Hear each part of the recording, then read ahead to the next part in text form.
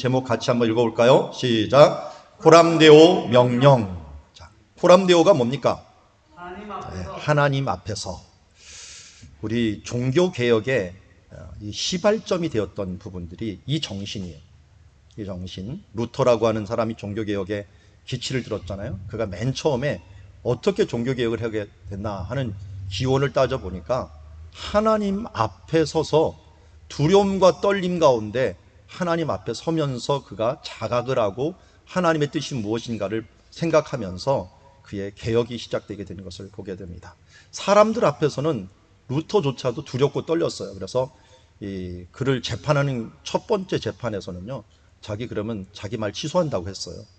근데 그날 밤에 가갖고 하나님 앞에 섰는데 그 하나님 앞에 너무 두렵고 떨린 거예요. 그래서 그 다음 재판정에 나왔고 나는 이 말을 끝까지 주장할 것이다. 그래서 이제 죽음의 위기에 있는데 그때 백작 한 사람이 빼내갖고 그를 생명을 살려주면서 종교개혁이 시작되게 된 것을 보게 됩니다. 이처럼 하나님 앞에 선다는 것, 이것은 너무나도 귀한 일입니다. 근데 코람데오라는 게 라틴어예요. 라틴어는 로마가 사용했던 언어이거든요. 지금은 죽은 언어죠. 그런데 왜 사람들이 이렇게 라틴어로 코람데오 하느냐? 원래 신약 성경은 헬라어로 쓰였고요. 구약 성경은 히브리어로 쓰였어요. 그러다 보니까 라틴어하고는 상관이 없는데 이 말은 유난히 우리가 이 원어보다도 더 많이 코람데오라고 하는 말을 써요. 코람이 앞에 서고 데오가 하나님이거든요. 하나님 앞에서라는 말이 많이 쓰이게 되는데 그 이유가 이 사람 때문이에요. 이 사람. 이 가운데 지금 뭐 책을 하나 이렇게 기록하고 있는 사람이죠. 그 사람의 이 아이콘 중에 하나가 해골입니다. 해골. 그래서 그야말로 그의 몸이 해골이 되도록 그의 삶 가운데서 뭘 했냐면 성경 번역을 했어요. 그래서 여기에 있는 베들레헴인데요. 베들레헴 예수님이 태어난 장소가 있어요. 그 장소 동굴 옆에 조그만 동굴을 하나 만들어 놓고 거기서 20년간 성경 번역을 했어요. 헬라어와 히브리어로 되어 있는 성경을 그 당시에 로마가 다스리고 있으니까 로마의 언어인 라틴어, 벌게이트어 혹은 벌게이트판 혹은 불가타판이라고 부르기로 하는데요. 어쨌든 이 성경을 번역하는 20년 작업을 한 뒤에 이게 4세기예요. 4세기. 그러니까 396년부터 416년까지인가요? 그때까지 386년에서 406년까지니까 404년까지니까 거의 한 20년 동안 여기에서 집중적으로 번역을 하게 됩니다. 이것이 1500년대 이르기까지 계속적으로 사용해요. 그래서 1500년대 종교개혁이 일어날 때 사람들이 모두 모여갖고 기독교의 공인된 성경이 뭐냐라고 할 때 라틴어 성경 이것을 선택을 해요. 그러니까 한 1000년간을 모든 지역의 기독교계에서는 이 라틴어 성경이 표준이 돼갖고 대부분 사람들이 사용하는 거예요. 심지어 우리 루터라든지 칼빈이라든지 이런 사람들이 종교개혁을 일으킬 때 기준으로 삼았던 성경이 이 라틴어 성경이에요. 그러다 보니까 코람데오라는 말이 나오는 것들은 그 당시에 기준으로 삼았던 라틴어 성경은 그들이 보지는 않고 말하지는 않더라도 그들이 연구할 때 이 교회에서 읽혀지는 성경 중에 하나였기 때문에 코람데오라는 것을 쓰게 됩니다. 그래서 지금도 베들레헴 가면 이분 이 무덤, 오른쪽이 무덤이고요. 뼈는 다른 데가 있지만 가무덤을 만들어 놓았고 또 그 성전을 가 있는데 거기 왼쪽에 있는 사람 중에 이제 성경이 있고 바로 오른쪽에 있는 게 제롬이고요. 그 오른쪽에 유세비우스라고 하는 역사가예요. 이 역사가가 이 배경을 제공을 해 주었고 오른쪽에 있는 파울라라고 하는 여인이 먹을 것과 또 유지하는 부분들을 도와주었고 그 옆에 그 며느리가 함께 도와주었어요. 그래서 저는 이 갈 때마다 마음이 뜨거워요. 왜냐하면 예수님이 이 땅에 말씀으로 오셨잖아요. 근데 그 말씀을 밝히기 위해서 여기서 20년간 있다가 여기서 죽어요. 그러니까 죽기까지 최선을 다해 갖고 성경을 바로 그것도 원어에서 성경을 바로 따갖고 이것을 하려고 노력을 했는데 이게 1000년 동안 사람들이 사용하면서 거의 완벽하게 번역된 이 성경을 보면서 사람들이 인정할 만한 성경이 되었고 이 말씀 하나로 그나마 이 기독교가 제대로 방향을 가지고 또 종교개혁도 말씀으로 돌아가자. 결국은 뭐예요? 이 제롬이 번역했던 이 말씀으로 돌아가서 보니까 하나님의 말씀이 이런 것이구나 하는 걸 통하여 종교개혁이 일어났고, 지금까지 우리가 온 것을 바라보면은 참으로 이들의 행한 것, 한 사람으로 인하여 정말 놀라운 일들이 우리 가운데 이루어졌다 하는 것들을 우리가 알 수가 있습니다. 그것처럼 이 제롬 때문에 뭐가 생겼어요? 코람데오라는 말입니다.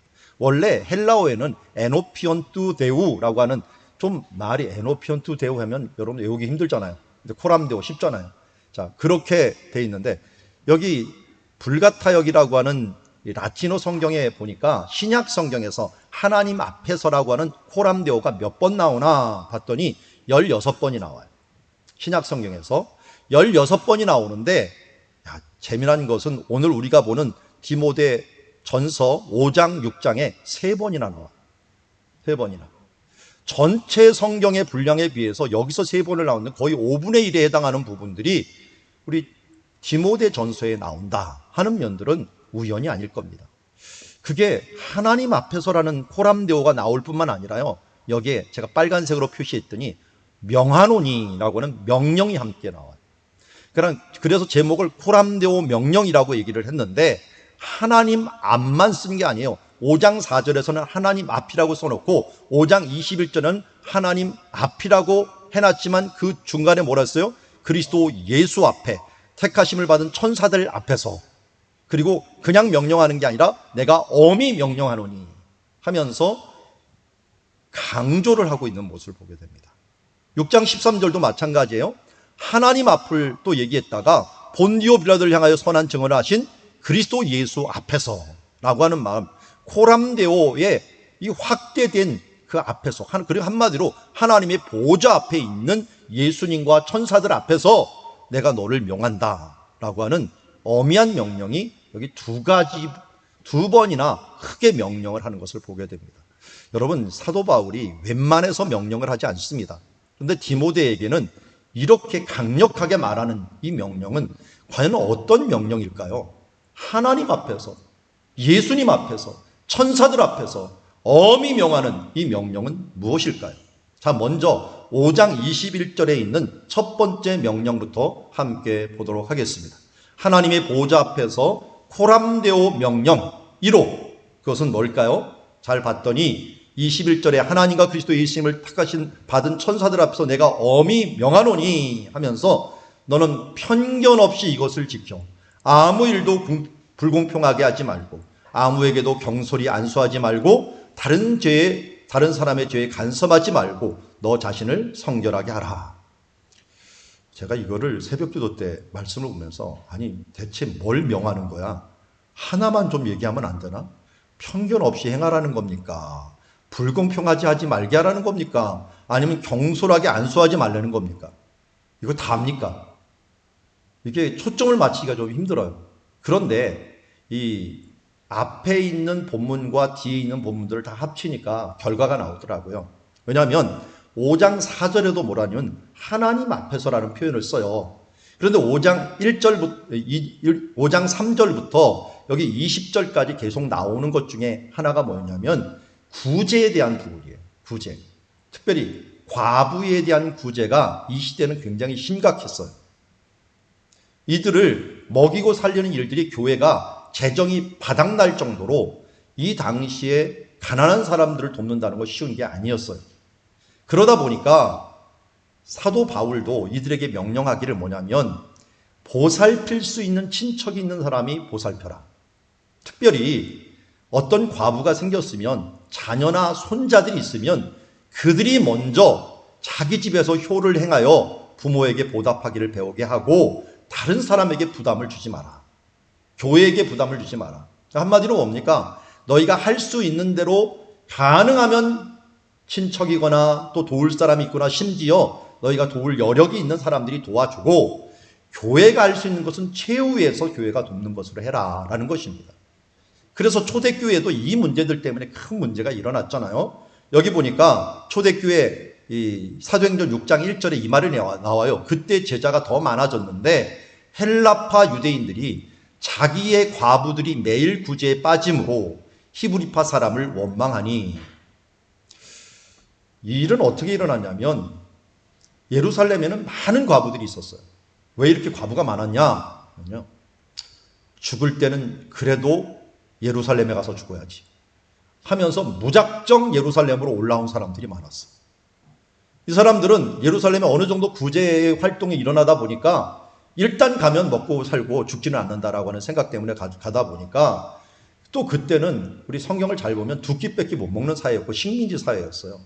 최소한의 음식을 먹고 살아가는 그런 사회다 보니까 이 구제하는 일이 너무 힘들었던 시대예요. 근데 교회가 할 수 있는 것 중에 구제가 할 수 있는 것들이 선을 행하는 가장 좋은 이 길 중에 하나였기 때문에 열심히 구제를 했지만 이게 구제가 되는 것도 중요하지만 더 중요한 것이 공평하게 되는 거예요.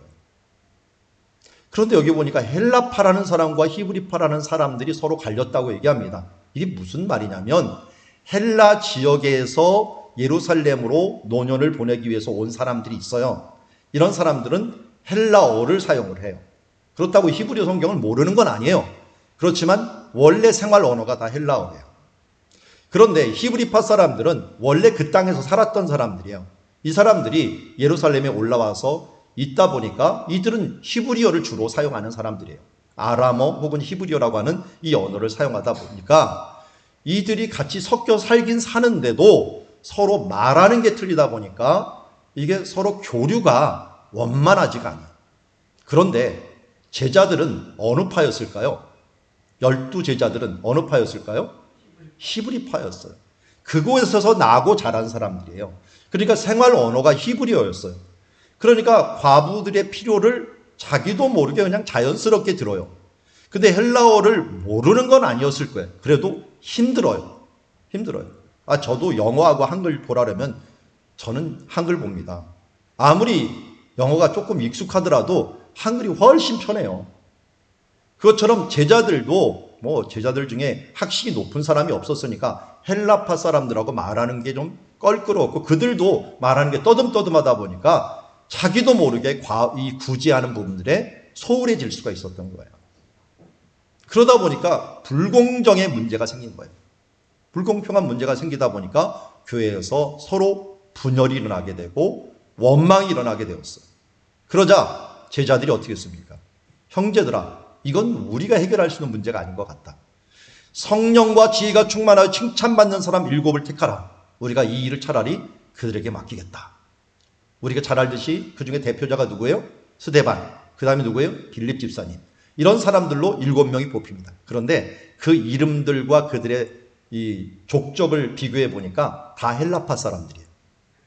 자기가 히브리파 사람들이니까 그들을 살피니까 헬라파 사람은 너희가 관리해라 차라리. 그 중에서 당연히 은혜와 또 지혜와 이 성령이 충만한 사람, 이런 사람들을 줘갖고 그들이 통치할 수 있도록 해서 이 공평의 문제를 해결하는 것을 보게 됩니다.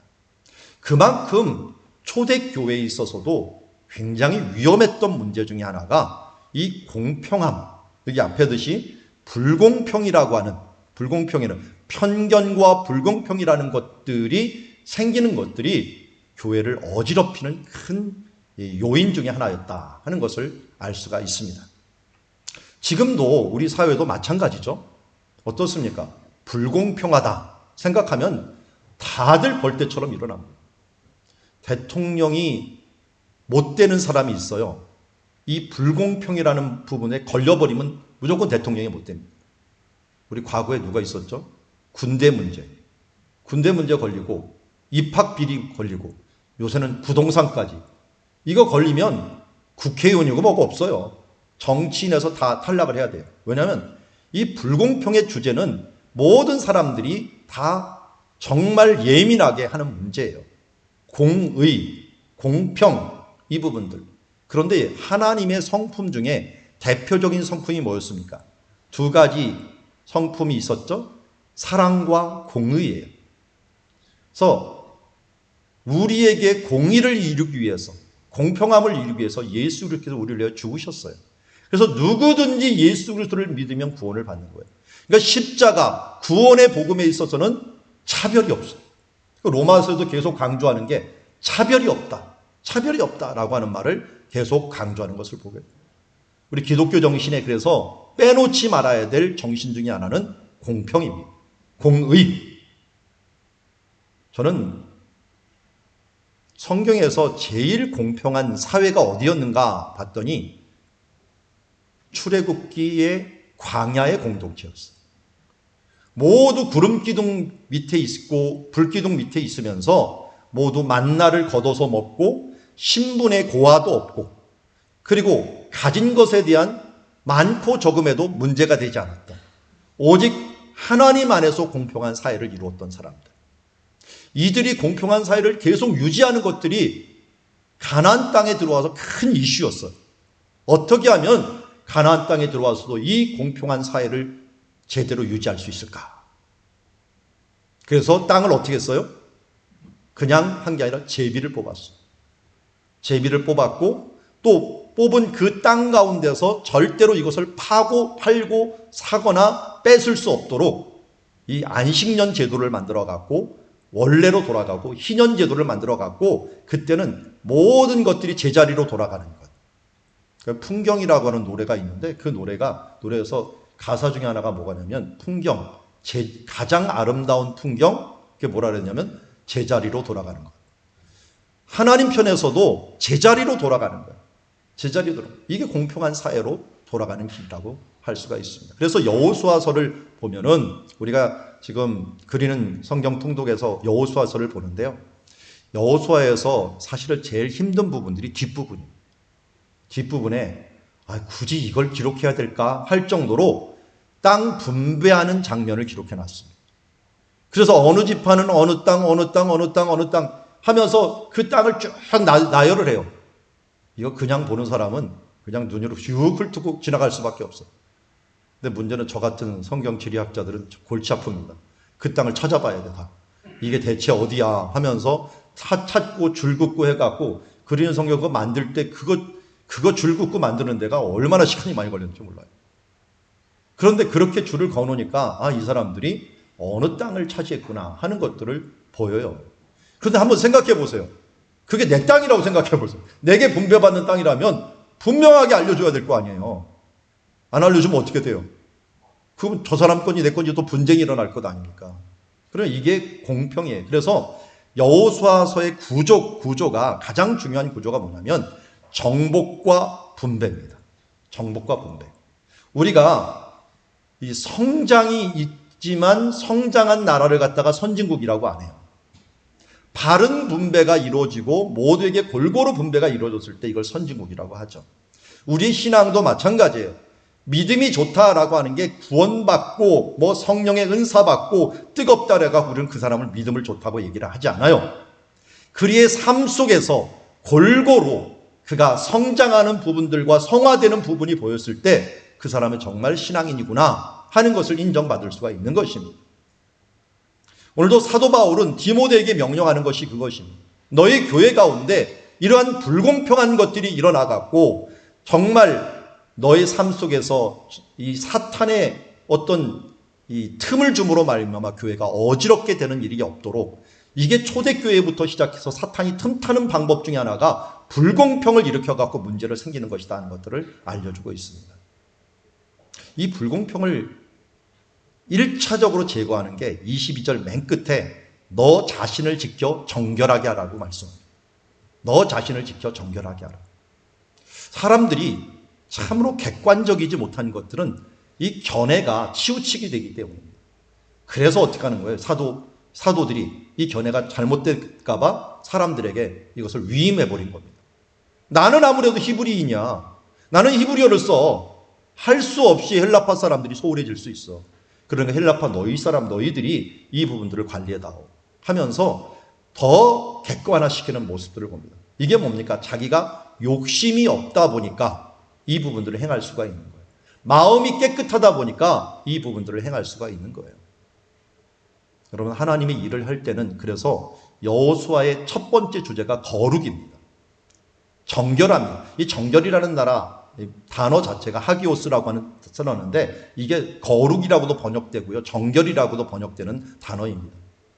여러분, 하나님의 은혜를 받고 하나님의 축복을 받을 때, 이 공평한 하나님의 은혜를 받을 때는 정말 우리가 정결한 모습으로 준비가 돼야 돼요. 거룩한 모습으로 준비가 돼야 돼요. 저하고 사모하고 차를 타다 보면은 이 사모가 아직도 이렇게 쭉 가다 보면 어느 장면에서 저를 보면 막 혓바닥을 쭉쭉 칠 때가 있어요. 누군가 봤더니 보면 여자가 담배 필 때요. 그것도 특별히 가임 여성이 이거 같은데 그 정도 되었을 때 담배 피고 막 옆에서 있는 걸 보면서 아니 하면서 옛날 생각을 아직도 우리는 가지고 있어요. 아니 이 아이를 낳을 사람이 또 아이를 품을 사람이 저렇게 하면 어떤가. 뭐 담배 핀다고 죽는 것도 아니고 술 먹는다고 죽는 건 아닙니다.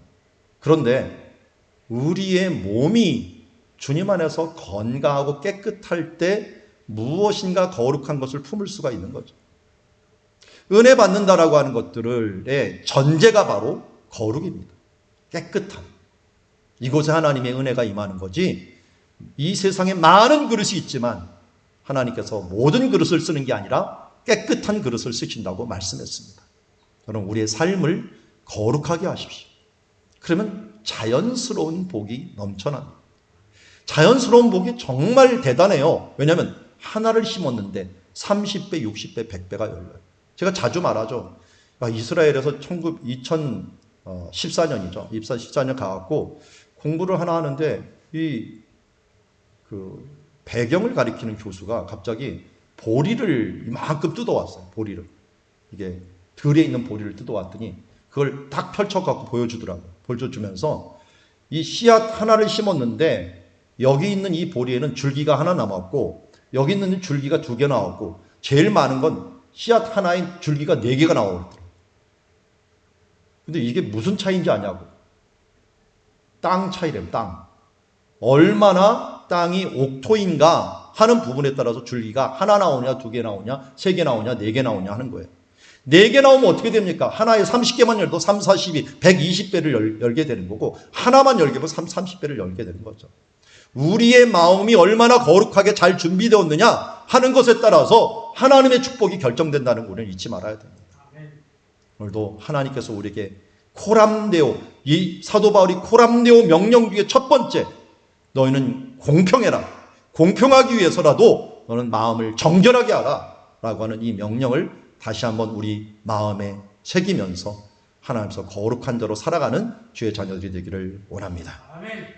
자, 2번째 명령을 한번 볼까요? 크게 이제 2번째 명령인데요. 이 명령이 무엇일까요? 오늘 앞에 보니까 13절에 보니까 하나님 앞과 그리스도 예수 앞에서 내가 너를 명하노니 그 명령이 이제 여기는 14절은 분명히 나와요. 14절. 우리 14절 같이 한번 읽어볼까요? 시작. 우리 주 예수 그리스도께서 나타나실 때까지 흠도 없고 책망할 것도 없이 이 명령을 지키라. 이 명령이 뭡니까? 이 명령을 지키라는 거예요. 이것도 애매해요. 그럼 이 명령이 무슨 명령입니까? 그 앞에서 나온 명령이에요. 이 흐름을 보니까 12절이에요, 결국. 13절 전에 있는 12절. 12절도 우리 같이 한번 읽어봅시다. 시작. 믿음의 선한 싸움을 싸우라. 영생을 취하라. 이를 위하여 내가 부르심을 받았고 많은 증인 앞에서 선한 증언을 하였도다. 아멘. 그러니까 사도 바울이 디모데에게 하나님 앞과 예수 그리스도 앞에서 엄하게 명령하는 것이 뭐냐면 너 믿음의 선한 싸움을 싸우라는 거야. 그냥 멍청하게 서 있지 말고 내 인생 앞에서 물러서지 말고 믿음의 선한 싸움으로 내가 투쟁하면서 이겨나가라는 거야. 왜? 우리는 십자가의 군병이기 때문에 하나님의 자녀이기 때문에. 그래서 11절에 얘기합니다. 오직 너 하나님의 사람아 라고 하면서 하나님의 사람들은 바로 우리가 해야 될 일들을 이야기하고 있는데 여기 앞에 보면 제가 일부러 피하고 따르며 취하라라고 했는데 선한 싸움을 싸울 때 3가지를 잘하라는 거예요. 3가지. 어떻게 싸움을 싸울 것인가 싸움의 기술을 알려주고 있는데 우리 영적인 싸움을 믿음의 싸움을 싸울 때 3가지 기술이 있습니다. 피할 거 잘 피하고 따를 거 잘 따르고 취할 거 잘 취하라는 겁니다. 이게 여기는 우리나라 말로는 피하고 따르며 취하라 이렇게 나오지만 원래 원어에는 다 명령어입니다. 피하라, 따르라, 취하라 이렇게 명령어를 나오고 있습니다. 그러니까 명령이 벌써 4개나 나온 거예요. 선한 싸움을 싸우라 했는데 어떻게 싸울까요? 피하라, 따르라, 취하라 라고 하는 말로 우리에게 얘기하고 있습니다. 그래서 어떻게 피하느냐 봤더니 뭘 피하는가 봤더니 9절 10절에 이미 얘기하고 있어요. 뭘 피하라고요? 부하려 하는 자들의 이런 태도들, 돈을 사랑하는 이런 마음들을 피하라는 거예요. 부하려 하는 자는 시험과 올무와 여러 가지 어리석고 해로운 욕심에 떨어지나니 사람으로 파멸과 멸망에 빠지는 일이 있었다. 또 한 번 강조하는, 부하려는 거나 뭐 돈을 사랑하는 거나 별다를 게 없죠. 헬라 시대부터 정말 이 돈이 활성화되기 시작했거든요. 그런데 이 돈을 사랑함이 일만하게 뿌리가 된다. 모든 악의 뿌리가 된다. 이것을 탐내는 자들이 미혹을 받아 믿음을 떠난 일도 많고 많은 근심에서 자기를 찔렀다라고 얘기합니다. 대표적인 사람 누가 있을까요? 여러분 생각나는 사람. 이거 부하려 하다가 완전히 멸망한 사람 있죠. 아간. 구약 성경 아간 생각납니까? 가나안 땅에 들어와서 구원받았는데 그 첫 번째 전투에서 하나님께 이 모든 것은 하나님의 것이냐 하나님께 드리라 했는데 거기에서 옷을 너무 멋있는 옷을 입으니까 그걸 빼돌리고 금덩어리 은덩어리 빼돌려갖고 자기 장막 밑에다가 쑥 숨겨놓고 그것 때문에 어떤 일이 벌어졌어요? 사람들이 전쟁에서 하나님은 거룩하신 분이기 때문에 죄인들 가운데 함께 일할 수가 없어요. 그러니까 죄가 들어가보니까 하나님께서 일할 수가 없다 보니까 전쟁에서 36명이나 바로 앞에 있는 조그만 성 하나 치는데도 3,000명이 가고 36명이나 죽는 일들이 벌어지면서 36개라고 하는 말이 나올 정도로 도망온 그런 상황이 벌어지게 된 것을 보게 됩니다. 아간한 사람의 이 죄악으로 말미암아 그들이 뭡니까? 부하려고 하다가 그 외에도 성경에 많은 사람이 나옵니다. 아간이 범죄했던 그 장소에 사울왕 같은 사람들이 하나님께 다 그 아각 후손, 아말렉 사람들 다 죽이고 오라 했더니 아각을 살려오고 또 송아지들을 가져오고 하다가 하나님께 왕위가 폐위되는 일들이 발생했고 대표적인 사람, 이 여리고에서도 부자 청년이 있었죠. 부자 청년 같은 사람도 어떻게 했습니까? 예수님이 나를 따르는 제자가 되라 라고 했더니 그가 모든 것을 버리고 예수를 쫓았더라 한 베드로와 사도와 야고보, 요한 이런 사람들하고는 완전히 틀리게 그가 물질이 많음으로 근심하며 도망간다. 근심하여 돌아가는 사람이 되어버린 거예요. 그러니 하나님 보시기에는 이 부자가 결코 좋은 것 같지가 않아요. 그래서 부자가 하나님 나라 들어가는 것이 낙타가 바늘귀 들어가는 것보다 어렵다라고 하는 말이 나올 정도로 이들이 부한 것에 부하려고 하는 그런 마음들, 돈을 사랑하는 그런 마음들에 쏠리다 보니까 결국은 선한 싸움을 싸우지 못하게 된다 하는 것을 보게 됩니다. 대표적인 신약의 사람으로 우리가 쓴다면은 가룟 유다겠죠. 은 30에 예수님을 팔아버리는, 자기의 스승을 팔아버리는 그런 값싼 신앙을 가지고, 또 아나니와 삽비라 같은 사람들은 그 부에 눈이 어두워서 헌금을 작정하고도 그걸 팔아놓고 작정해놓고서 그 중에 드리려고 하니까 아까워서 반을 잘라갖고 드리면서 이미 드려진 헌금인데 마음으로는 이미 드려졌는데 그들의 반을 쪼개면서 결국 하나님 것을 도적하는 일들이 발생하게 된 것을 보게 됩니다. 이런 돈을 사랑함이 일만하게 뿌리가 되고 멸망에 빠지고 많은 근심에 빠지는 일들. 그런데요, 저는 이 성경에서 정말 안타까운 사람이 한 명 있어요. 이 세상의 부 때문에 너무 안타까운 사람. 이 사람은 데마라는 사람. 데마는 우리 저기 아시아 쪽에 있는 골로새라고 하는 도시에 편지를 사도 바울이 쓸 때였습니다. 한 60년에서 62년경에 로마의 감옥에, 셋집이죠. 감옥에 있으면서 옥중 서신을 쓸 때 4개의 서신을 썼는데 그 중에 골로새서와 빌레몬서 두 곳에 누가 등장을 하냐면 데마가 등장합니다. 이 데마라고 하는 사람들 앞에 수식어를 보십시오.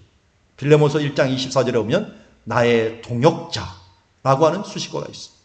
나의 동역자 마가 아리스다고 데마 누가, 그러니까 누가 앞에 설 정도로, 누가복음을 쓴 누가 앞에 설 정도로 데마는 이 사도 바울의 아주 중요한 동역자였어요. 그런데 67년경 그가 로마 감옥에 두 번째 갇혔을 때 디모데후서 4장 10절에서 데마는 이 세상을 사랑하여 나를 버리고 데살로니가로 갔고, 이걸 볼 때 얼마나 씁쓸합니까? 초대교회에 구원받는 것도 대단한데 사도 바울의 동역자로서 이름을 올린, 그것도 2번이나 올린 이 사람이 어찌 이런 일이 발생할 수 있겠습니까? 그런데 거기에 수식어가 왜 갔는가 봤더니 이 세상을 사랑하여. 대부분의 학자는 이 세상이라는 것에 물질의 욕심이라고 봅니다. 아간처럼 구원을 받았습니다. 사울 왕처럼 왕이 되었습니다. 아나니와 삽비라처럼 정말 하나님의 초대교회에 구원받은 사람이 되었습니다. 그러나 이들이 무너짐은 무엇이었습니까? 이 세상을 사랑하고 물질을 사랑하여 넘어졌기 때문에 그렇습니다. 반대로 요셉은 어땠습니까? 요셉은 자기를 유혹하는 그 주인집 마님을 피해갔고 도망해갔고 나와갖고 피함으로 말미암아 그가 억울함을 당했지만 결국 그런 비전의 사람으로 쓰인 것이 아니겠습니까?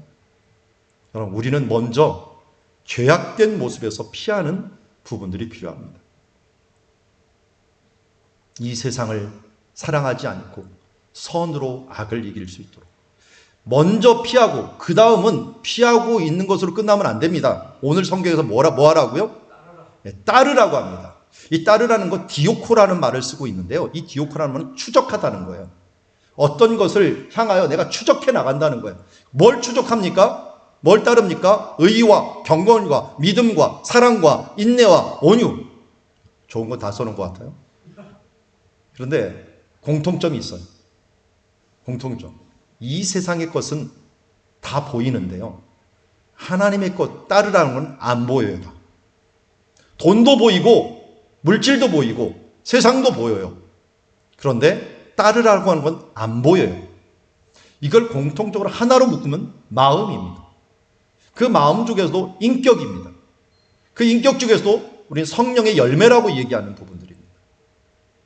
그래서 여기 보니까 6절에 보니까 자족하는 마음이 있으면 이라고 했잖아요. 결국 이걸 합쳐갖고 자족하는 마음을 따르라는 거예요. 하나님이 원하시는 그 마음, 그것을 추구하며 나아가는 따르는 사람들, 이 사람들은 경건에 큰 이익이 있다라고 말합니다.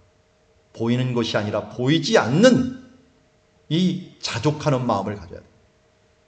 7절 말씀을 보니까 욥기서 생각이 나요. 우리가 세상에 아무것도 가지고 온 것이 없음에 또한 아무것도 가지고 가지 못하리니. 이 또한이 원래는 호티라는 단어로 써 있는데 이것은 왜냐하면이라고 하는 게 더 나아요. 왜냐면 원래 이렇게 번역이 되는 거예요. 아무것도 가지고 가지 못하기 때문에 하나님께서는 이 세상에 아무것도 가지고 오지 못하게 했다라는 거예요. 우리가 앞으로 갈 때 아무것도 가지고 가지 못해. 그래서 하나님이 우리가 올 때도 아무것도 가지고 오지 못하게 만들어놨어요. 우리는 어차피 이 순간에 잠시 누리고 가는 존재일 뿐이에요. 그런데 사람들이 이것에 연연해 갖고 인생의 목적을 두니까 문제가 되는 거예요. 그래서 8절에 뭡니까? 우리가 먼저 먹을 것과 입을 것이 있으면 족한 줄로 알 것이니라. 일용할 양식을 있으면 족한 줄로 알 것이라. 여기서만 끝나는 게 아니에요. 여기는 뭘 추구하는 거예요? 예수님이 이것을 얘기하면서 먼저 그의 나라와 의를 구하라.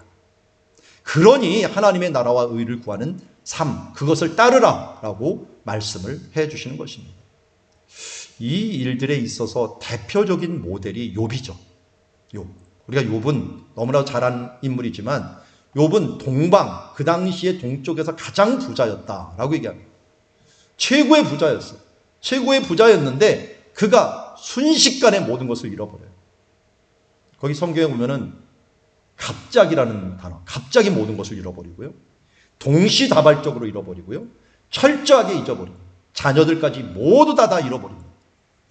가장 부자가 그래도 망해도 3년 쓸 것이 있다는데 이거는 부자가 망했다. 아무것도 없이 다 망해버렸는데 그때 욥이 어떻게 했어요? 욥이 일어나 겉옷을 찢고 머리털을 밀고 땅에 엎드려 예배하며, 원래 히브리어는 동사가 먼저 나옵니다.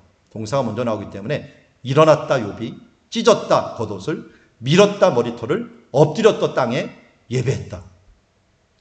슬로비디오예요, 슬로비디오. 그가 얼마나 힘들었으면 일어나갖고 앉아있을 수 어찌할 수 없고 옷을 찢고 머리를 막 쥐어뜯고 했는데 거기에서 하나님을 향하여 원망하는 게 아니라 앞으로 팍 엎드려 갖고 하나님을 예배하면서 내가 모태에서 알몸으로 나왔었은즉 또 알몸으로 그리로 돌아갈지라. 주신 이도 여호와시요 거두인 이도 여호와시요 여호와의 이름이 찬송을 받을지어다. 하나님의 주권을 인정하고 하나님의 주인됨을 인정하고 하나님의 섭리를 인정하는 삶의 고백을 했을 때 이때 사탄이 패배하게 됩니다. 사탄은 하나님 앞에 뭐라 했습니까? 뺏으면 분명히 원망할 겁니다. 괜히 욥이 온전하고 하나님 경외하며 살겠습니까? 아닙니다. 분명히 소유 때문에 그럴 것입니다. 했는데 다 뺏었는데도 이렇게 하나님을 찬양하니 사탄이 완전히 일패를 해버리면서 할 말이 없어져 버린 겁니다. 욥이 가장 부자였을 때 하나님께 영광을 돌린 것보다 저는 가장 초라했을 때, 가장 큰 환난 가운데 있을 때 하나님의 영광을 더 많이 올렸다고 봅니다. 하나님을 기쁘시게 하는 것들은 우리가 성공해서 하나님을 기쁘시게 하는 것보다 우리가 실패 가운데서도 하나님께 영광을 돌리는 것들, 이게 하나님께 영광을 돌리는 삶입니다. 코로나로 인해서 어렵다고요? 힘드니까 하나님께 예배를 못 드린다고요? 하나님 영광 돌리는 것들이 너무 적다고요? 내게는 이런 병 저런 병 이런 환난들이 있으니까 하나님께 예배할 것이 없다고요? 여러분, 그때가 예배할 때, 그때가 하나님께 가장 큰 영광을 돌릴 때입니다. 그게 바로 어떤 사람입니까? 의와 경건과 믿음과 사랑과 인내와 온유를 쫓는 사람들이 아니겠습니까? 오늘도 욥과 같이 그런 환난 가운데서 승리하는 주의 자녀가 되기를 원합니다. 자, 선한 싸움 세 번째 보니까 취하라 라고 합니다. 취하라. 이게 원어에 보니까요, 이게 뭐 취하되게 람바노라고 하는 단어가 있는데 에피라는 말을 앞에서 써요. 강조형이기도 하지만 위에서 취한다는 거예요. 위에서 딱 붙잡는다, 홀드한다. 뭘 홀드한다 봤더니 이 믿음의 선한 싸움을 쌓아라, 영생을 취하라 라고 합니다. 그리고 끝에 가서 결국 우리가 취할 게 뭡니까? 영생을 취할 것입니다. 영생을 취하라. 이를 위하여 내가 부르심을 받았고 많은 증인 앞에서 선한 증언을 하였노라 하면서 13절에 아까 말한 것처럼 예수 그리스도 앞에서 내가 너를 명하노니 우리 주 예수 그리스도께서 나타나실 때까지, 한마디로 끝까지입니다. 흠도 없고 책망을 받을 것이 없이 이 명령을 지키라. 어떻게 보면 이 흐름 중에서 뭘 얘기할 수 있습니까? 지금 시대가 너무 어렵다. 주님을 따르지만 따르다가 대마처럼 포기하는 사람들이 많다. 그러니 너는 끝까지, 주님이 나타나실 그날 끝까지 흠도 없고 책망할 것도 없이 이 명령을 지켜나가기를 바란다. 사도 바울이 간절한 마음으로 이것을 얘기합니다. 그런데 디모데후서 4장 7절 8절 보니까요, 이 삶을 사실은 누가 살았느냐? 바울이 살았어요. 바울이 이렇게 고백합니다. 나는 선한 싸움을 싸우고 나의 달려갈 길을 마치고 믿음을 지켰으니 이제후로는 나를 위하여 의의 면류관이 예비되었으므로 주 곧 의로운 재판장이 그날에 내게 주실 것이며 내게만 아니라 주의 나타나심을 사모하는 모든 자에게도니라. 여기서 선한 싸움을 싸웠다 그랬잖아요. 선한 싸움을 싸웠다는 것은 이 원어상으로는 이게 경기를 했다는 거예요. 경기. 아주 경쟁을 했다. 경기에서 달리기를 했다라는 것들이 많이 사용되는데 단어인데요. 선한 경주를 행하라 하는데, 여기 선한 싸움은 선한 경주를 하는 거예요. 그래서 어디까지요? 달려갈 길을 마칠 때까지, 그리스도께서 나타나실 그날까지 믿음의 선한 싸움이라고 하는 것이 있으니까 믿음을 끝까지 지키고 그 의의 면류관, 영광의 면류관, 생명의 면류관을 받기까지 너희가 이 길을 지속해서 가고 마지막에 가서 이 면류관을 취하고 이 영생을 취하고 이 하나님의 주신 상급을 취하는 주님의 자녀가 되어라. 나도 이를 위해서 이렇게 살았고 나처럼 달려오는 사람들도 내게 주실 것만 아니라 주의 나타나심을 사모하는 모든 자에게 주 예수 그리스도 나타내실 때까지 흠도 책망할 것도 없이 그 일들을 달려가는 모든 사람에게 주실 것이다 라고 약속해 주셨습니다. 여러분, 우리 이 면류관을 얻기 위해서, 이 영생을 얻기 위해서 함께 달려갑시다.